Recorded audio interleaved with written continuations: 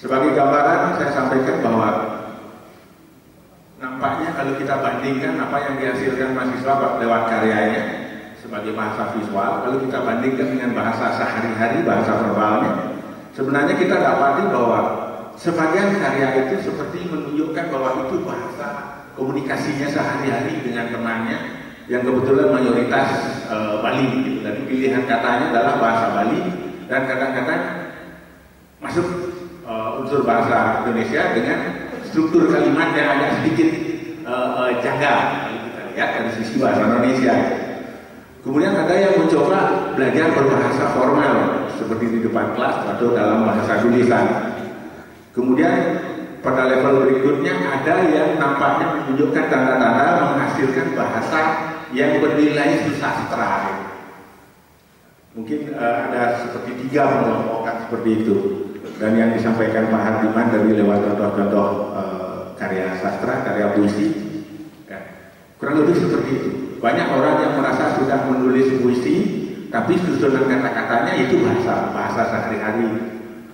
Ada yang kemudian ternyata sudah menunjukkan gejala-gejala mampu menemukan kosakata, mengolahnya menjadi karya bahasa yang bernilai susastra itu. Saya pikir saya punya kebiasaan melihat karya seni rupa itu, kalau melulu dari seni rupanya suka bingung, ya. Seringkali membanding ke hal yang lain itu bisa sedikit membukakan semacam fondasi pemahaman lebih jauh. Saya kira itu sementara tambahan karena terkait dengan karya mahasiswa tadi. Selanjutnya kalau sudah ada pertanyaan silakan, kita masih punya waktu sekitar lagi 10 menit. Katanya tadi kalau sebenarnya dalam bahasa ada kosakata ya, kalau dalam seni rupa ada kosa rupa. Ini misalnya ya kita itu sebagai seniman itu kan ingin membuat sebuah lukisan yang agar gampang dipahami oleh pengamat atau oleh apresiator. Nah, di situ kan simbol-simbolnya itu kan bisa kita bikin sendiri atau kita bisa mengambil dari simbol-simbol yang sudah ada.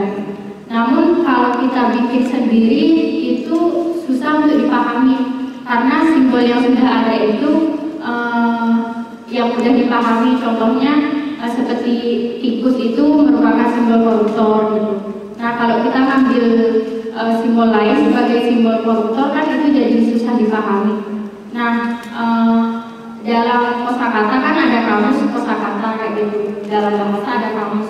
Nah, mengapa di dalam seni rupa itu tidak ada kamus juga yang juga menerangkan tentang kosa rupa yang ada, misalnya simbol-simbol yang ada umumnya di sebuah lukisan itu dijadikan sebuah kamus agar lebih mudah itu Pak kita menyampaikannya kepada pengamat, juga kita itu mengambil simbol-simbol tersebut juga lebih mudah untuk membuat lukisan gitu.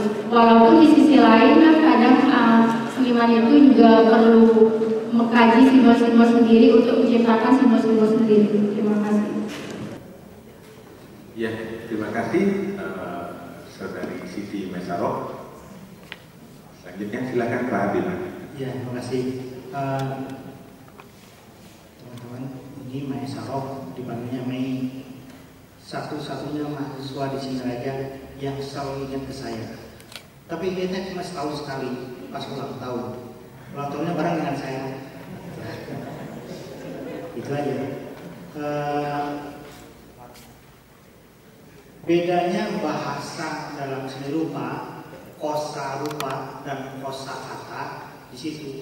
Kalau kosa kata dalam bahasa formal, bahasa Inggris, Indonesia dan lainnya itu serba sudah pasti maknanya dan sudah disepakati. Kalau orang bilang putih, semua sepakat putih itu artinya begini. Kalau bilang lapar, semua sepakat artinya bilang gitu. Artinya begini. Makanya ada kamusnya. Tapi kalau dalam seni rupa atau bahasa kesenian yang lain, kosa itu bukan kosa yang maknanya tunggal seperti dalam arti kamus, ya. Makanya ini mengacu kepada sinergika Peirce yang disebut sebagai ada ikon, indeks atau simbol. Jadi kita bisa menggunakan cara mengungkapkannya menggunakan simbol, bisa apakah simbol yang sudah umum atau simbol yang dibuat oleh sendiri yang nanti dikonotasikan maknanya sebagai apa. Kita cuma bisa berharap apresian bisa membaca sebagaimana yang kita inginkan. Tapi kita tidak bisa menggiring dia karena dia juga punya cara membaca, punya referensinya sendiri, punya horizon harapannya sendiri. Maka hasilnya karya seni rupa itu kalau dibunyikan akan bermacam-macam. Itulah kekayaannya, itulah keuntungannya ya. Jadi tidak ada tunggal. Karenanya kita hanya bisa menggunakan bahasa yang konotatif yang dilahirkan oleh ikon, indeks atau simbol seperti itu. Tapi umumnya dalam seni rupa lebih banyak menggunakan ikon dan indeks. Belakangan malah indeks yang paling banyak. Dulu tahun 70-an 80 ikon banyak. Seniman-seniman kita di Bali itu jago menggunakan ikon ya. Seniman-seniman SDI terutama itu ikon-ikon banyak dimainkan. Sekarang seniman kontemporer indeks yang banyak digunakan. Simbol malah makin jarang karena maknanya kalau simbol kan sudah disepakati. Kalau sudah disepakati kita tidak menawarkan apa-apa lagi kecuali yang kita inginkan, gitu kan. Jadi penonton apresian tidak diberi kebebasan untuk menafsir. Makanya istilahnya pun membaca atau dibaca. Hasilnya bergantung kepada horizon harapan masing-masing. Misalnya begini, karya siapa ya yang menunjukkan pembacaan yang beragam ya. Nah, dalam seni rupa juga ada istilah membaca ulang. Jadi dibaca ulang.